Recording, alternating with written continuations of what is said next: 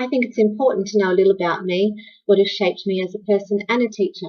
I came from very humble beginnings. Single parent, housing commission, youngest of. We were the lucky ones with a beautiful mother, someone who taught us that it doesn't matter what you have, but always be kind to others. This was my greatest asset, as I went on to always have empathy for others and became very passionate about equity issues for all children. I went on to graduate, and then I was lucky to work in many great areas, including Campbelltown District, Liverpool, Bankstown, St George, and now the Upper North Shore. I've always had a great rapport with no matter what area they're from. I also continued my equity issues internationally by sponsoring for many years now children through World Vision in Africa. I plan to visit my sponsor child in Africa. My husband is from South America and we have travelled a lot.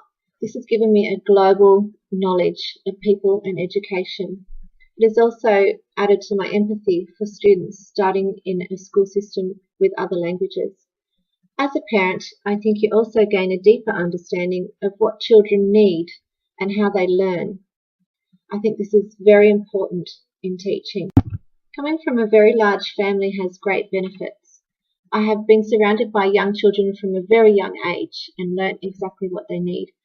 And through a big family, you can learn collaboratively.